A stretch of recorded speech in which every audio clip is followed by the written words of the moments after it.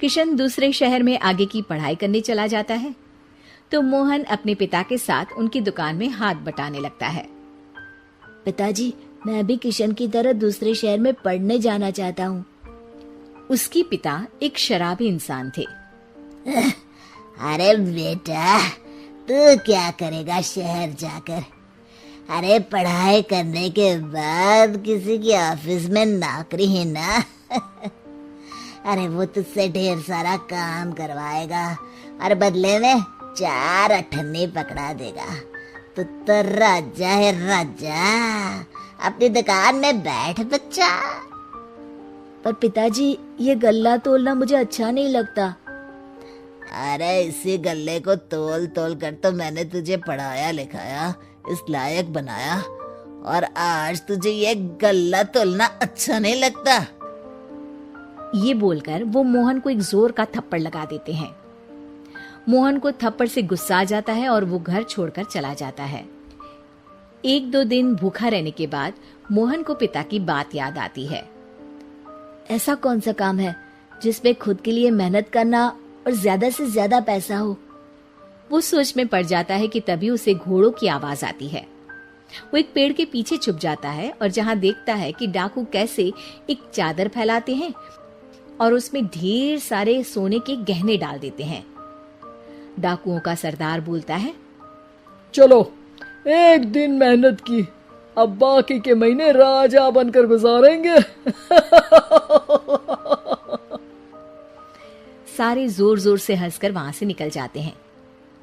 अरे वाह, ये तो सच में बड़ा ही अच्छा बिजनेस है। फिर क्या था, मोहन ने छोटी मोटी चोरी का काम शुरू कर दिया। कभी किसी की चेन खींच लेता तो कभी किसी की पॉकेट मार लेता। उसे इस काम में मजा आने लगा। वाह, ये तो अच्छा काम है। पिताजी ठीक कहते थे, कुछ नहीं रखा पढ़ाई लिखाई में, सारा वक्त पढ़ो, फिर किसी और के लिए काम करो, और महीने के अंत में वो पकड़ा देगा 4 अठन्नी। ना बाबा ना। धीरे धीरे समय बीतता जाता है और मोहन जाना माना चोर बन जाता है।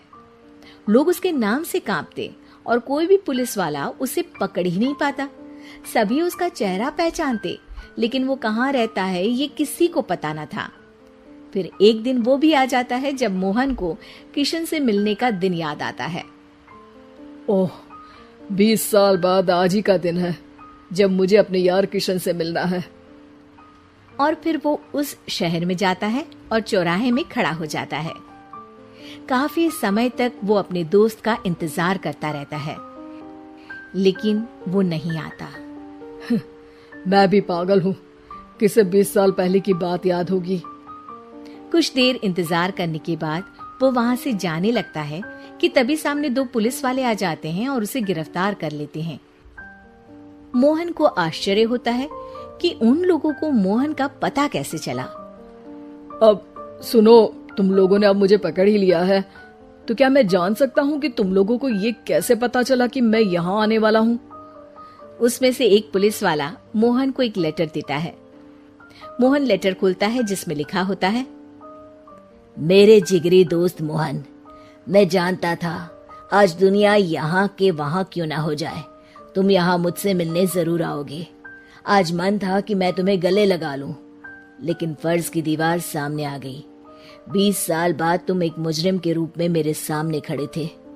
माफ करना दोस्त, देश के प्रति मेरा फर्ज मेरी दोस्ती के आगे छोटा पड़ गया। मोहन की आंखों में अब आंसू थे। वो चुपचाप वहां हाथों में हथकड़ी बांधे चला जाता है।